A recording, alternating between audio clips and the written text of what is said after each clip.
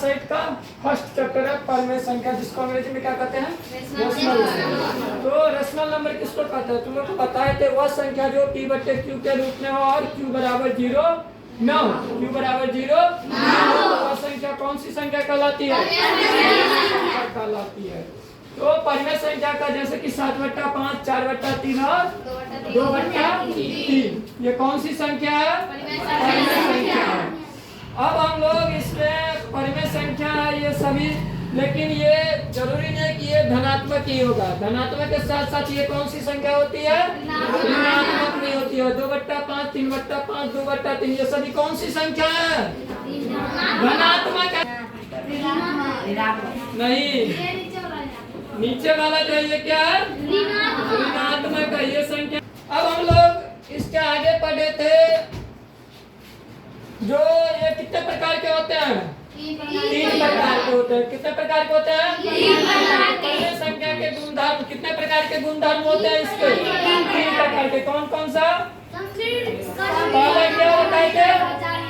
सममित, जिसको क्लोजर बोलते हैं, क्रम विनिमय जिसको कम्युनिटी बोलते हैं, और तीसरा साचाई जिसको एसोसिएटिव बोलते हैं।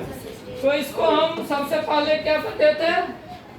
जो सममित जिसको क्लोजर बोलते हैं, यदि परिमेय संख्याओं का जोड़ना, घटाना, गुना करना और भाग करने पर यदि उत्तर क्या आता है? बराबर आता है। दोनों साइड का उत्तर क्या आता है? बराबर आता है। तो कौन सी संख्या कहलाती है? परिमेय संख्या कहलाती है। लेकिन इसमें क्या है? योग है, यानी जोड़ यदि आता है तो वो परिमेय संख्या होगा।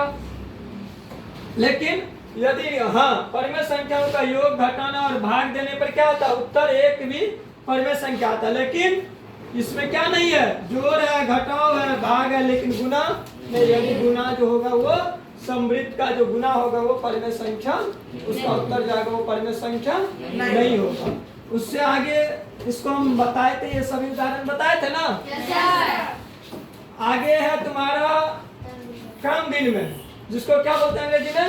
कम्यूटेटिव। तो कम्यूटेटिव यानी जिन परिमेय संख्याओं के क्रम को बदलने पर, यानी क्रम किसको कहते हैं? दोनों साइड बाएं और दाएं जो होता है वो क्रम में रहता है। तो क्रम बदलने पर, यानी कि बाएं साइड में यदि लेफ्ट साइड में है तो उसको राइट साइड में कर देता है, राइट साइड में है तो लेफ्ट साइड में। इसी को कहते हैं क्रम को बदलना। तो जिन परिमेय संख्याओं के क्रम को बदलने पर यदि उनके उत्तर में कोई बदलाव नहीं आता है, उनके उत्तर में कोई बदलाव नहीं आता है, दोनों साइड का उत्तर क्या आना चाहिए? बराबर आना चाहिए। क्या आना चाहिए? बराबर आना चाहिए।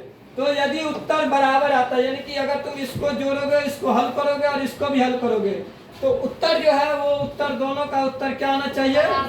बराबर आना चाहिए। दोनों का उत्तर क्या आना चाहिए? यदि उत्तर बराबर आता है तो ये क्रम विनिमय नियम पे तो नहीं करता। ये योग था। तो योग में, क्रम विनिमय के योग में वो उत्तर क्या आता है? वो बराबर आता है। तो ये क्रम विनिमय के नियम को क्या करता है? पालन करती है। उसके बाद था व्यवलन, जिसको क्या कहते हैं? घटाव, जिसको क्या बोलते हैं? घटाव। तो व्यवलन के बारे में हम लोग पढ़े थे, जो यदि दोनों साइड इसको भी क्रम बदलने पर यदि घटाते हैं तो इसका उत्तर क्या आना चाहिए? दोनों साइड का बराबर आना चाहिए। लेकिन एक चीज बताओ, जो चीज माइनस में है वो चीज यदि माइनस से प्लस में आएगा, प्लस वाला माइनस में जाएगा, तो ये छोटी संख्या बड़ी संख्या बन जाएगी या बड़ी संख्या छोटी संख्या बन जाएगी। क्या दोनों साइड का बराबर होगा? नहीं हो सकता है। नहीं। इसीलिए क्या लिखा आता? परिमेय संख्या घटाने की संक्रिया के लिए क्रम विनिमय नियम का पालन नहीं करती है। घटाव में नहीं करती है, जोड़ में करती है। उसके बाद क्या है? गुना। क्या है? गुना है। तो गुना जब करते हैं तो वो क्रम विनिमय नियम का पालन करते हैं। क्योंकि गुना करने पर क्या होता है? साइड चेंज तो नहीं होता ना, यानी वही संख्या रहता है, इसके चिन्ह में कोई परिवर्तन नहीं होता। इसलिए दोनों साइड का जो उत्तर जो होता है वो क्या आता है? उत्तर बराबर आता है। क्या आता है? उत्तर बराबर आता है। इसको भी बताए थे, कल समझाए थे ना। आज हम लोग फिर भाग के बारे में भी पढ़े थे। क्रम विनिमय के भाग के बारे में कल आप लोगों को बताया गया था। जो भाग देने पर क्या होता है? जैसे ये 3/4 है और 1/2 है, तो ये 3/4 और 1/2 है, ये ऊपर चला जाता है, ऊपर वाला नीचे आता है ना। क्यों? क्योंकि ये भाग का चिन्ह जो है ये गुना में बदलता है ना, और ये ऊपर चला जाता है और ये नीचे आ जाता है। इस कारण से उत्तर, इस दोनों का उत्तर, दोनों साइड का उत्तर क्या हो जाता है?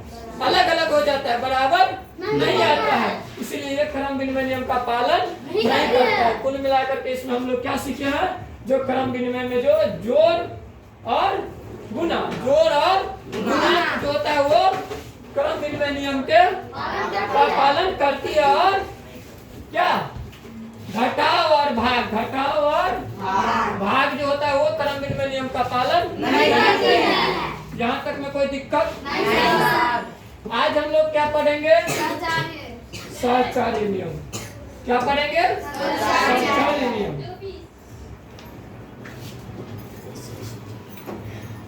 इसका वीडियो